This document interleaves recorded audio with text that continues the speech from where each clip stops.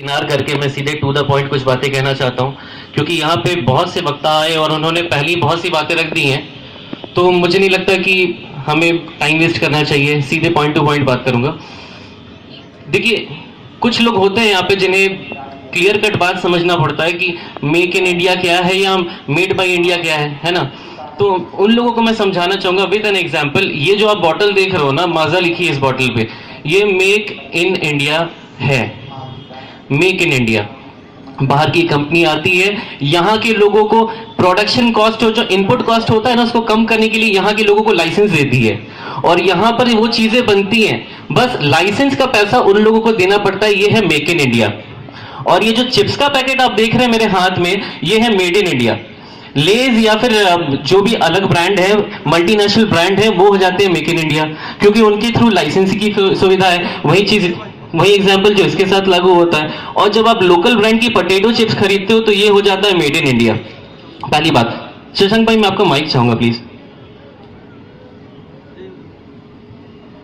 ये बहुत अच्छी बात है कि हम सब यहाँ पर गैदर हुए हैं, यहाँ पर आए हैं एक अच्छे टॉपिक पर डिबेट करने के लिए, लेकिन मैं इस टॉपिक से थोड़ा सा डेविएट करना चाहूंगा। मैं चाहूंगा कि मैं आप सबको, मैं इस सिचुएशन को एक अपॉर्चुनिटी की तरह लेता हूं। मैं समझता हूं कि ये मेरे लिए एक अपॉर्चुनिटी है जब मैं मेरी बातों को आप सबको समझा पाऊं।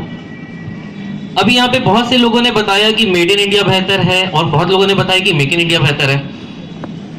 क्या ये जरूरी है कि हमारे देश में हमेशा लेफ्टिस्ट की थ्योरी रहे या फिर राइटिस्ट की थ्योरी रहे?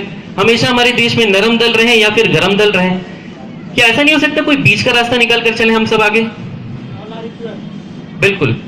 क्या कुछ ऐसा नहीं कर सकती, कुछ बिल्कुल कॉमन पैथ ले जिसमें सबका कॉमन इंटरेस्ट हो? यही बात मोदी जी कहना चाहते हैं। मोदी जी ने जब मेक इन इंडिया का कॉन्सेप्ट दिया तो बहुत लोगों को लगा कि वो मेड इन इंडिया को डाइवर्ट करना चाहते हैं।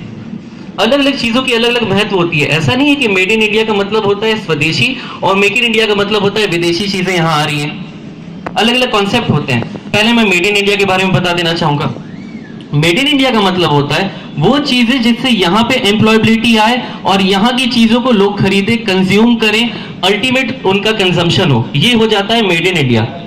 मेक इन इंडिया का मतलब होता है कि जब बाहर की चीजों को यहां लाके बनाया जाए और उसके बाद उनका कंजम्पशन किया जाए, वो हो जाता है make in India. Made in India के बारे में बहुत लोगों ने बताया। एक चिप्स का एग्जांपल मैंने आप सबको दे ही दिया है। ये चिप्स मेड इन इंडिया है। चलिए मेक इन इंडिया की बात करते हैं। क्यों मुझे लगता है कि मेक इन इंडिया के ऊपर भी हमें ध्यान देना चाहिए।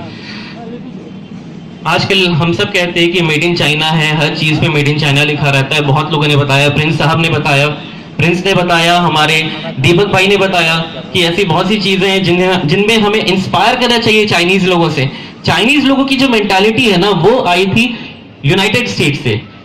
द्वितीय विश्व युद्ध की बात बताना चाहूंगा। द्वितीय विश्व युद्ध में एक घटना घटी, पूरी दुनिया वॉर में एंगेज हो गई थी और डिफेंस गुड्स की जो डिमांड है वो सबसे ज्यादा बढ़ चुकी थी। तब यूनाइटेड स्टेट्स ने क्या किया, केवल डिफेंस गुड्स को बनाना शुरू कर दिया। और आप सब ये जानकर बहुत हैरत में पड़ जाएंगे कि जब डिफेंस गुड्स की प्रोडक्शन उसने शुरू की तो पूरी दुनिया का 80%, पूरी दुनिया का 80% जो गोल्ड रिजर्व था, जो यूनाइटेड स्टेट्स में जाकर सेव हो गया।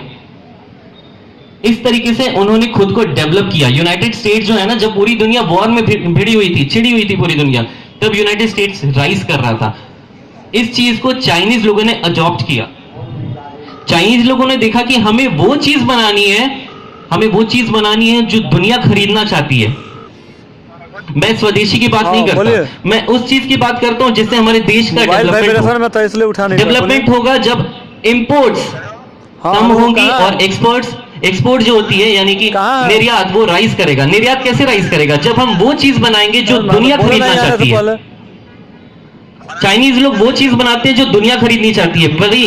भले वो चीज जो है ना, वो उनके देश की ना हो, वो बाहर से लाइसेंस लेके कर रहे हो। ठीक। तो मैं ये नहीं कहता कि आप माजा बनाओ, आप किसी भी तरीके की लेज वगैरह चिप्स बनाओ। ये सारी चीजें तो आप खुद बना रहे हो, बाहर से लाइसेंस लेकर खुद खा रहे हो ना। हमें ऐसी चीजें बनानी है जो बाहर की हो, हम यहां बनाए और बाहर जाके भेज दें, वैसी चीजें बनानी है। एक छोटा सा लेनोवो का एग्जांपल मैं देना चाहता हूं कि कैसे मेड इन चाइना हम लोगों को बेवकूफ बनाता है। लेनोवो कंपनी अपनी चिप्स, माइक्रो चिप्स और जो बहुत इंपॉर्टेंट पार्ट्स होते हैं ना, उनको सिलिकॉन वाली कैलिफोर्निया यूनाइटेड स्टेट्स में बनाती है। वहां बनाने के बाद सर मैं आपको बताना चाहूंगा कि उन चीजों को वो चाइना में एक्सपोर्ट कर देती है। चाइना में क्या किया जाता है, उन सारी चीजों को असेंबल किया जाता है। इनमें कुछ पार्ट्स ऐसे होते हैं जो साउथ कोरिया में बनाए जाते हैं, ताइवान में बनाए जाते हैं। चाइना सिर्फ ये करता है कि उन चीजों को असेंबल कर देता है और उनमें मेड इन चाइना का टैग लग जाता है। दैट डजंट मीन कि वो सारी चीजें चाइना में बनती हैं। गौर करने वाली बात है। उसके बाद उन चीजों को मार्केट किया जाता है यूरोपियन यूनियन के थ्रू, और जो आफ्टर सेल सर्विसेज होती है ना, वो हम इंडियंस करते हैं। आफ्टर सेल सर्विसेज का मतलब है कि हर देश की एक नीश है जिस चीज के लिए वो देश जाना जाता है। चाइना जाना जाता है चीप, बहुत सस्ते इलेक्ट्रॉनिक आइटम्स के लिए। जर्मनी की जो कंपनियां हैं वो गाड़ी बनाने के लिए जानी जाती है। यूनाइटेड स्टेट्स में डिफेंस के गुड्स, इजराइल में डिफेंस के गुड्स बहुत ज्यादा मायने रखते हैं। वैसे ही हम इंडियंस के लिए ना सर्विस मैटर करता है, क्योंकि कोई भी सर्विस हमसे ज्यादा सस्ता कोई नहीं दे सकता। ये हमारा नीश है। मोदी जी का कहना है कि हमें वो चीजें बनानी है जो हम बाहर, लोगों की डिमांड है, हम यहां पे बनाएंगे और फिर इन्हें बाहर एक्सपोर्ट करेंगे। ये है मोदी जी का कॉन्सेप्ट, जिसको लेकर उन्होंने मेक इन इंडिया का कॉन्सेप्ट दिया। मेक इन इंडिया का कॉन्सेप्ट क्यों दिया? क्योंकि हमारे यहाँ पे 60% से ज्यादा की जो पॉपुलेशन है वो यूथ है, युवा पीढ़ी है। 7% से ज्यादा की आबादी युवा है। कुछ मेरे एक बंधु ने हमें बताया कि हमें स्वावलंबन, सेल्फ डिपेंडेंट बनना होगा। सेल्फ डिपेंडेंट आप कैसे बनिएगा? 60% से ज्यादा आबादी युवा है, उन्हें नौकरी कैसे मिलेगी? मैं 2013 की एक वाकया आप सबके साथ शेयर करना चाहूंगा। 2013 में मुझे मौका मिला था, टाइम्स का एक यंग एंटरप्रेन्योर समिट हुआ था दिल्ली में। वहां जाके उस समिट को अटेंड करने का मैंने अपने कॉलेज को रिप्रेजेंट किया था। उस टाइम मोदी जी हमारे देश के प्रधानमंत्री नहीं बने थे। वहां उन्होंने एक बहुत अच्छी बात कही थी। उन्होंने कहा था कि हमें स्वदेशी की बात नहीं करनी, हमें मेड इन इंडिया की बात नहीं करनी, हमें डेवलपमेंट की बात करनी है, हमें आगे बढ़ने की बात करनी है। हमें वो करना है जिससे हमारे देश जो है ना वो बूम करे, वो राइज करे। That is the main intention of Modi ji. तो मैं ये कहना चाहूंगा कि हम ये सोचें कि आखिर ऐसी कौन सी तकनीकें हैं, ऐसी कौन सी चीजें हैं, ऐसी कौन सी नीशेज हैं जिनमें हम कंसंट्रेट कर सकते हैं, जिनको हम प्रमोट कर सकते हैं और हमारा देश उनसे राइज कर सकता है। अभी एक मेरे मित्र ने सेल का एग्जाम्पल दिया था। सेल के बारे में उन्होंने बताया कि इसे रूस ने मदद किया था हमारे बोकारो शहर में स्थापित करने में। ये सेल जो है ये एक मिक्स ब्लेंड है, मेड इन इंडिया और मेक इन इंडिया का मिक्स ब्लेंड है। आज की डेट में हमारे देश में बना ज्यादातर लोहा चीन में एक्सपोर्ट किया जा रहा है। तो अगर हम लोहा एक्सपोर्ट कर सकते हैं तो हम बाकी चीजों को भी तो एक्सपोर्ट कर सकते हैं। गौर करिए वाली बात है, प्लीज सोचिएगा इस बारे में। अगर हम लोहा एक्सपोर्ट कर सकते हैं, अगर हम सीमेंट के सेक्टर में राइज कर सकते हैं और अब हम नीचे आ रहे हैं जैसा मेरे एक मित्र ने बताया, तो हम फिर से सीमेंट में ऊपर जा सकते हैं। सर्विस सेक्टर में हम ऑलरेडी अग्रणी हैं। आज की डेट में मोदी जी ने पिछले साल एक बहुत अच्छी बात कही थी कि स्पेस एक्सप्लोरेशन में हम बहुत राइज कर सकते हैं, क्योंकि हम हर वो चीज बना सकते हैं स्पेस के मामले में जो दूसरों से कम खर्च में बनाना संभव है। इस बात पे हम लोगों को ध्यान देने की जरूरत है। हम उन चीजों को आइडेंटिफाई करें जहां पर डिमांड है इंटरनेशनल मार्केट की, उन चीजों को हम यहाँ पे बनाएं। उसके लिए हमें भले ही दूसरी कंपनी से लाइसेंस ही क्यों ना लेना पड़े, हम लाइसेंस लेंगे, हम अपने देश में बनाएंगे, या हम कोई स्वदेशी सामान जिसकी इंटरनेशनल मार्केट में डिमांड है वो बनाएंगे। स्वदेशी भी बनेगा, बाहर का माल भी बनेगा, दोनों आइटम बनेंगे और दोनों एक्सपोर्ट होंगे इंटरनेशनल मार्केट में। ये हमारा मेन इंटेंशन होना चाहिए। इसी चीज के साथ मैं एक छोटे से गाने के साथ अपने बात को कंक्लूड करना चाहूंगा। आगे बढ़ने की बात कहता हूं मैं, हमें आगे बढ़ना है, आगे बढ़ना है। आगे बढ़ते चलो, आगे बढ़ते चलो, प्लीज गाइए। आगे बढ़ते चलो, आगे बढ़ते चलो। मुझे आवाज नहीं आ रही, प्लीज गाइए मेरे साथ, अच्छा लगेगा।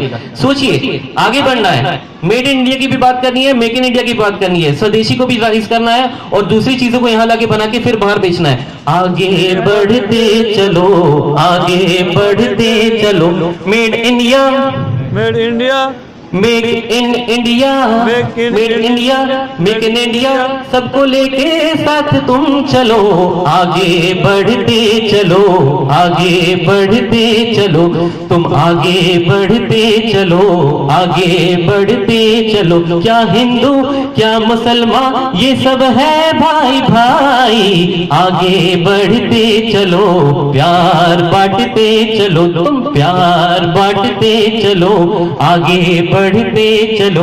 Thank you everyone.